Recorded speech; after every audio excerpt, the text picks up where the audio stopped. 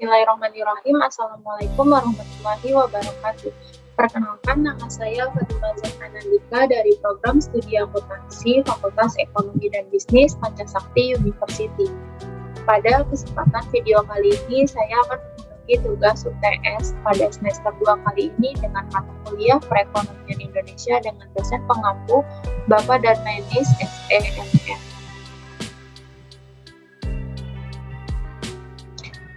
Yang akan saya bahas pada video kali ini ialah mengenai materi tahap-tahap pertumbuhan ekonomi. Yang pertama adalah pendahuluan. Jadi pertumbuhan ekonomi adalah proses perubahan kondisi perekonomian suatu negara secara berkesinambungan menuju keadaan yang lebih baik selama periode tertentu. Nah, pertumbuhan ekonomi ini dapat diartikan juga sebagai proses kenaikan kapasitas produksi suatu perekonomian yang diwujudkan dalam bentuk kenaikan pendapatan nasional. Adanya pertumbuhan ekonomi merupakan indikasi keberhasilan pembangunan ekonomi. Di samping itu, tenaga kerja juga bertambah sebagai akibat perkembangan penduduk seiring dengan meningkatnya pendidikan dan keterampilan mereka. Nah, dari data Indonesia ini itu dapat dilihat dari rata-rata pertumbuhan ekonomi dari tahun berapa nih? Nah, tahun 1998 sampai dengan 2014 itu kita itu meningkat. Nah, lalu pada tahun 1998 sampai dengan 1999 pertumbuhan ekonomi Indonesia menurun sebesar 6,65%. Nah, dalam kelompok pendudukan Indonesia termasuk negara dengan jumlah dan pertumbuhan penduduk yang besar. Indonesia juga terdiri atas ribuan pulau, beragam budaya, ratusan suku, bahkan ratusan bahasa daerah. Nah, hal ini pula yang menjadi keunggulan Indonesia dilihat dari segi kependudukannya. Jumlah keseluruhan penduduk Indonesia pada tahun 2014 itu sebesar 250 juta jiwa dengan pertumbuhan penduduk sebesar 1,49% per tahunnya. Lalu kemudian yang B ada beberapa teori pertumbuhan ekonomi. Nah, menurut Walt Whitman Rostow, Arsyad 2047, nah proses pembangunan ekonomi ini dibedakan menjadi 5 tahap, yaitu yang pertama ada masyarakat tradisional. Jadi menurut Rostow ini yang dimaksudkan dengan masyarakat tradisional adalah masyarakat yang fungsi produksinya terbatas, yang ditandai oleh cara produksi yang relatif masih primitif, yang didasarkan pada ilmu dan teknologi praneton dan cara hidup masyarakat yang masih sangat dipengaruhi oleh nilai-nilai yang kurang rasional, tetapi kebiasaan tersebut masih turun-temurun. Nah, yang kedua ada tahap prasyarat tinggi landas. Jadi suatu masa transisi di mana masyarakat mempersiapkan dirinya untuk mencapai pertumbuhan atas kekuatannya sendiri. Yang ketiga, menurut Rostow, pada tahap ini itu dan sesudahnya pertumbuhan ekonomi akan terjadi secara otomatis. Kemudian selanjutnya ada tahap tinggal landas. Jadi pada awal tahap ini terjadi perubahan yang drastis dalam masyarakat seperti revolusi politik, terciptanya kemajuan yang pesat dalam inovasi, atau berupa terbukanya pasar-pasar baru. Nah, kemudian yang keempat ini ada tahap menuju kedewasaan. Jadi masa di mana masyarakat sudah secara efektif menggunakan teknologi modern pada hampir semua kegiatan produksi. Nah, kemudian yang kelima ini tahap konsumsi tinggi. Jadi pada tahap ini itu perhatian masyarakat itu telah lebih menekan pada masalah-masalah yang berkaitan dengan konsumsi dan kesejahteraan masyarakat, bukan lagi kepada masalah produksi. Kemudian selanjutnya ada pertumbuhan ekonomi di Indonesia. Yang pertama pada masa Orde Lama pada tahun 1945 sampai dengan 1966. Jadi pada masa ini perekonomian berkembang kurang menggembirakan sebagai dampak kestabilan kehidupan politik dan seringnya pergantian kabinet. Jadi pertumbuhan ekonomi yang cukup menggembirakan dengan laju pertumbuhan 6,9% pada periode 1952 sampai dengan 1958. Nah, turun drastis hanya 1,9% dalam periode 1960 sampai dengan 1965, yang awalnya laju pertumbuhan perekonomiannya itu 6,9%. dan turun drastis hingga hanya 1,9%. Kemudian selanjutnya yang kedua pada masa Orde Baru pada tahun 1966 sampai dengan 1997. Nah, pada masa peralihan dari Orde Lama ke Orde Baru itu ditandai dengan kondisi perekonomian yang tidak menentu, antara lain yang pertama ada ketidakmampuan pemerintah untuk memenuhi kewajiban utang luar negeri. Lalu kemudian yang kedua ada penerimaan devisa ekspor hanya setengah dari pengeluaran untuk impor barang dan jasa. Yang ketiga ada ketidakmampuan pemerintah mengendalikan anggaran belanja dan memungut pajak. Yang keempat ada percepatan laju inflasi mencapai 30-40% per bulan dan buruknya kondisi prasarana perekonomian itu serta penurunan kapasitas produksi sektor industri dan ekspor.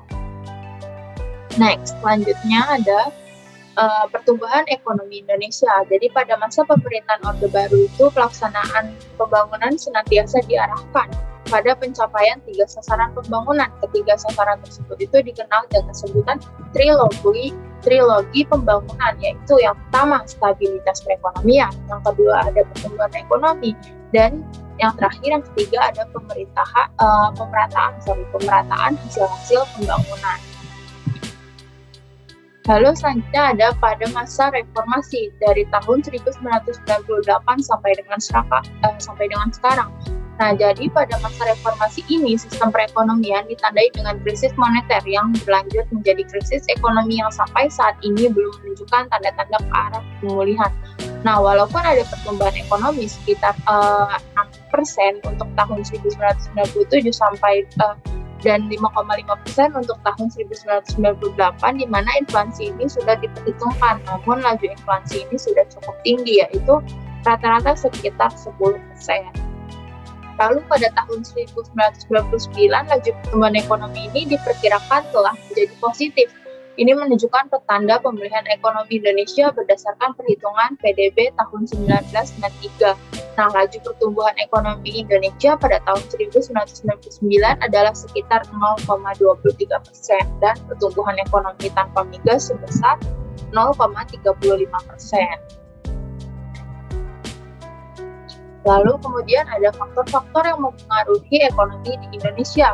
Yang pertama ada sumber daya alam atau SDA. Nah, sumber daya alam atau sesuatu yang berasal dari alam mencakup kesuburan tanah, letak dan susunannya. Nah, kekayaan alam, mineral, iklim, lalu sumber air hingga ke sumber kelautan. Nah, bagi pertumbuhan ekonomi ketersediaan sumber daya alam yang melimpah sangat baik dalam menunjang pembangunan. Sedangkan sumber daya alam sendiri terbagi lagi menjadi 3 jenis, di antaranya ada apa saja? Yang pertama ada sumber daya alam hayati, nah yaitu sumber daya yang berasal dari makhluk hidup, baik dari hewan maupun tumbuhan, contohnya seperti pada ayam, ikan, sayur, padi, dan lain sebagainya. Lalu yang kedua ada sumber daya alam non-hayati, yaitu sumber daya yang bukan berasal dari makhluk hidup, contohnya air, sinar matahari, udara, dan lain sebagainya. Lalu kemudian yang ketiga ada sumber daya alam yang kekal yang tak akan habis. Contohnya itu seperti air, lalu udara, sinar matahari, angin, gelombang, pasang surut, dan panas bumi. Kemudian selanjutnya yang kedua ada sumber daya manusia atau SDM. Nah, sumber daya manusia atau disingkat juga sebagai SDM merupakan individu produktif yang berperan sebagai penggerak suatu organisasi, baik dalam perusahaan maupun institusi. Ia berperan sebagai elemen utama organisasi dibandingkan elemen lainnya, seperti teknologi maupun modal. Nah, karena manusialah yang kemudian akan mengendalikan faktor lainnya tersebut. Nah, sumber daya manusia sendiri tidak semata-mata dihitung berdasarkan jumlahnya, namun lebih kepada efisiennya gitu. Dalam mendorong sumber daya manusia dapat bekerja secara efisien, berikut beberapa hal yang dapat dilakukan. Yang pertama, adanya motivasi sumber daya manusia atau SDM.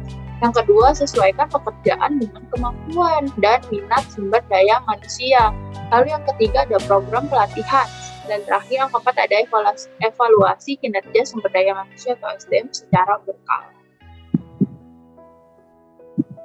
Kemudian yang ketiga ada akumulasi modal. Nah, akumulasi modal sebagai proses penambahan stok modal fisik buatan manusia berupa peralatan, mesin, dan bangunan. Apabila stok modal naik,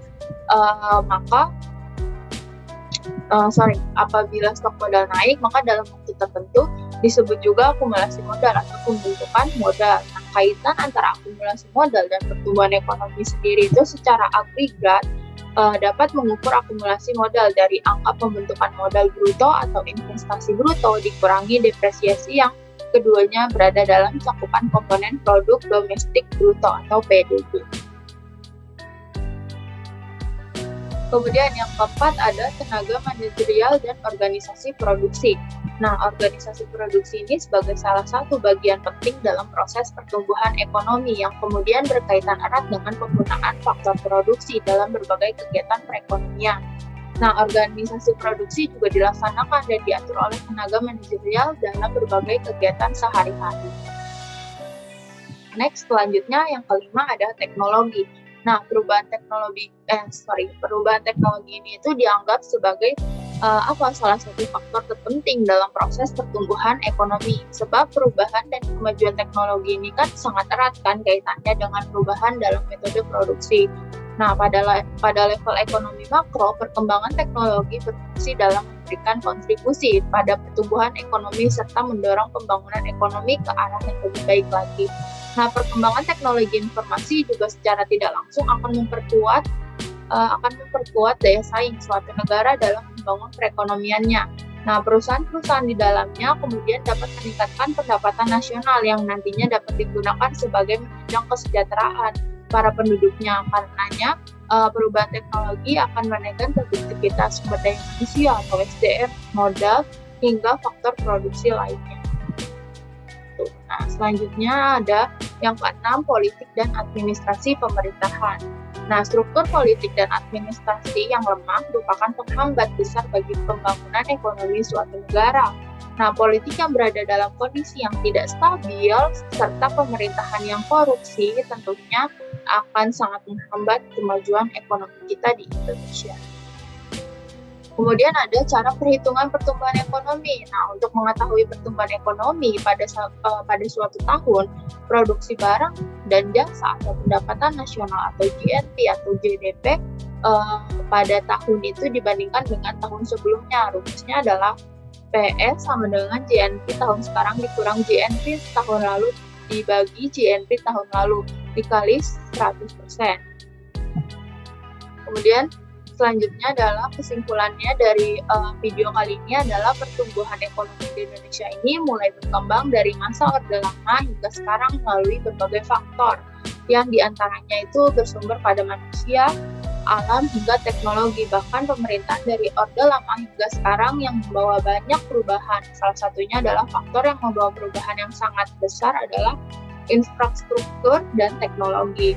Kemudian saran dari saya adalah seiring perkembangan zaman, faktor SDM atau sumber daya manusia merupakan salah satu kunci dalam perkembangan zaman, khususnya itu penggunaan teknologi di masa sekarang, dan pemerintah harus lebih melakukan pelatihan dalam perkembangan teknologi. Mungkin sekian video presentasi saya kali ini, kurang lebihnya mohon maaf. Wassalamualaikum warahmatullahi wabarakatuh.